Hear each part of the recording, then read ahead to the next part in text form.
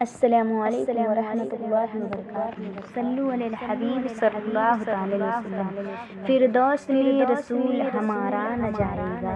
فردوس میں رسول ہمارا نہ جائے گا، جب تک ہر ایک امتی بخشا نہ جائے گا۔ دوزخ میں تو کیا میرا سایہ نہ جائے گا،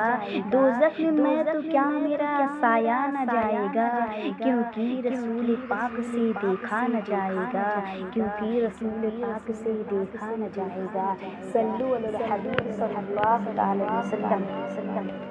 حضور صلی اللہ علیہ وسلم اپنی امت سے اس قدر محبت تھی، واقعہ کی روشنی میں سماعت فرما رہے ہیں۔ ایک مرتبہ حضرت جبریل علیہ السلام رسول کریم صلی اللہ علیہ وسلم کی بارگاہ میں حاضر ہوئے اور انبیاء سابقین کا تذکرہ کرنے لگے۔ یا رسول اللہ صلی اللہ علیہ وسلم نے فلاں نبی کی امت کو جہنم میں دیکھا ہے، فلاں نبی کی امت کو دوزخ میں دیکھا ہے۔ طائرہ سدرہ تیزی کے ساتھ ہر نبی کا تذکرہ کرتے چلے گئے اور کوئی جھجک محسوس نہ ہوئی، لیکن حضرت عیسیٰ علیہ السلام کی امت کا تذکرہ کرنے کے بعد بھی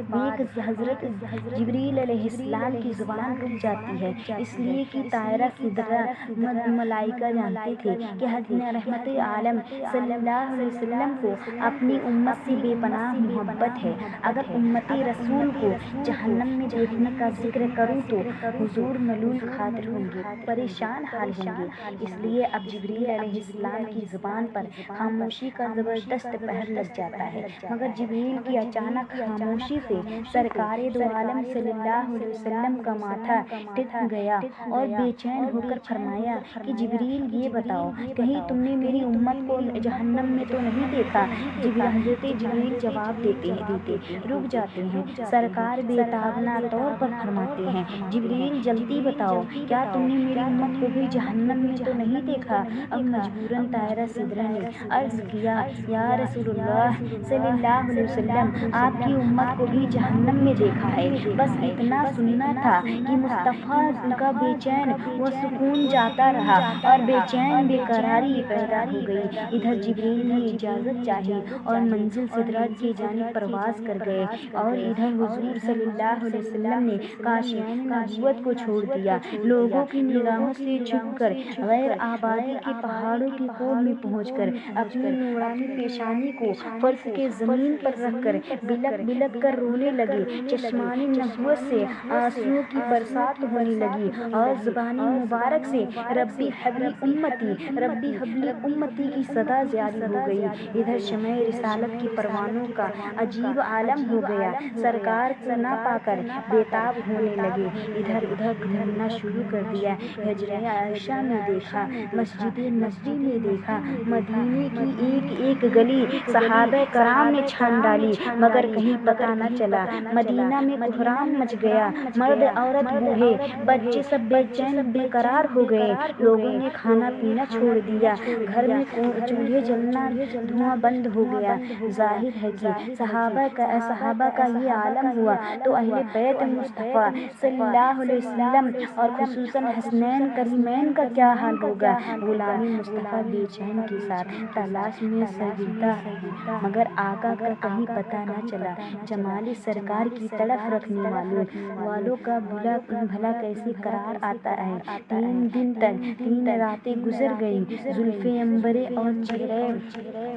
چہرہ ودھا کی زیارت نہ ہو سکی اور نہ کہیں پتہ چلا۔ اب آبادی کو چھوڑ کر غیر آبادی میں تلاش شروع ہوئی، اسی اندھیرے بن میں پھر رہے تھے۔ ایک چرواہے سے ملاقات ہوئی، اس سے پوچھا کہ کہیں تم نے ہمارے آقا کو تو نہیں دیکھا؟ اس چرواہے نے کہا، نہیں میں نے تو نہیں سنا، ویرانے میں کسی شخص کو نہیں دیکھا، مگر ایک بات ضرور ہے جس میں سے خود بے حد پریشان ہوں، دیکھو اس پہاڑ کی کوہ سے آج 3 دن ہو گئے، برابر کسی کے رونے کی آوازیں آ رہی ہیں، کوئی رونے والا ایسا پھوٹ پھوٹ کر رو رہا ہے، کسی کی درد بھری آواز کو سن کر میری بکریاں چرنا اور چگنا چھوڑ دی ہیں۔ یہ کون پھوٹ پھوٹ کر رو رہا ہے درد بھری آواز میں؟ یہ کون پھوٹ کر رویا کہ درد بھری آواز رچی ہوئی پہاڑوں کے آبشاروں میں؟ بس اتنا سننا تھا کہ صحابہ کرام نے فرمایا کہ آج 3 دن ہوئے ہمارے آقا صلی اللہ علیہ وسلم نے مدینہ کو سونا کر دیا ہے، ہم اسی کی تلاش میں سرگردہ ہیں۔ یہ جو تم رونے والوں کی کیفیت بیان کی ہے وہ نہ ہو، ہم سب کے آقا ہی ہوں، لہٰذا چرواہے کی نشاندہی پر صحابہ کرام دوڑ پڑے۔ دیکھا تو ایک پہاڑ کی کوہ میں پیشانی انور فرش خاک پر رکھے ہوئے سجدے میں ربی حبل امتی ربی حبل امتی کی صدائیں بلند کر رہے ہیں کہ صحابہ کرام قدم کو ناز چوم کر دامن مصطفیٰ صلی اللہ علیہ وسلم سے لپٹ گئے اور عرض کیا، یا رسول اللہ صلی اللہ علیہ وسلم، سر مبارک اٹھائیے اور مدینہ تشریف لے چلیے۔ شہر مدینہ سونا ہو گیا ہے، شمع رسالت کے پروانوں رو رو کر بے چین حال ہو گئے ہیں۔ مدینے میں واویلا مچا ہوا ہے، لوگوں نے کھانا پینا چھوڑ دیا اور اہل بیت کا اتحاد بہت پریشان ہے، مگر رحمت عالم صلی اللہ علیہ وسلم نے دنیا و ما فیہا سے بے نیاز ہو کر کرامت ایسی غم میں زار و قطار سے رو رہے ہیں اور آئے مغفرت میں مصروف ہیں۔ جب صحابہ کرام تمام تر کوششیں کر کے ناکام ہو گئے تو صحابہ کرام سیدہ طاہرہ خاتون جنت کی بارگاہ میں حاضر ہوئے اور عرض کیا کہ اے خاتون جنت، ہم نے سرکار کا پتہ لگا لیا ہے، فلاں پہاڑ کی کوہ میں امت عیسی کے غم میں رو رہے ہیں، لیکن تمام تر کوششوں کے باوجود سرکار کائنات صلی اللہ علیہ وسلم سجدے سے سر نہیں اٹھا رہے ہیں، لہٰذا خدارا آپ ہمارے حال پر رحم کیجیے اور تشریف لے چلیے۔ ممکن ہے کہ سرکار دو عالم صلی اللہ علیہ وسلم سر مبارک اٹھا لیں اور ہماری بے قراری دنیا کو سکون و اطمینان حاصل ہو جائے۔ حضرت سیدہ فاطمہ الزہرا نے جسم اطہر کو چادر سے چھپایا اور آقائے کائنات صلی اللہ علیہ وسلم کی بارگاہ میں پہنچ کر التجا کرنے لگی کہ ابا جان اب سجدے سے سر اٹھائیے اور مدینہ تشریف لے چلیے، آپ کی جدائی سے مدینہ والوں کا برا حال ہو گیا ہے، ہر طرف آہ افواہ پر برپا ہے، آپ کو آپ کے نہ ہونے سے ہر دل بے قرار ہے اور ہر آنکھیں اشک بار ہے، حسنین آپ کی شفقت نہ پا کر تڑپ رہے ہیں، لیکن آپ برابر ربی حبلی امتی کی صدائیں بلند کرتے رہے اور سجدے سے سر مبارک نہ اٹھایا۔ آخر سیدہ فاطمہ نے اپنی پیشانی تلے مبارک سے مل کر عرض کیا، ابا جان دامن صبر چھوٹنے والا ہے، اللہ اب تو سر اقدس اٹھائیے، ورنہ فاطمہ قیامت سے پہلے قیامت لائے گی، تب جا کر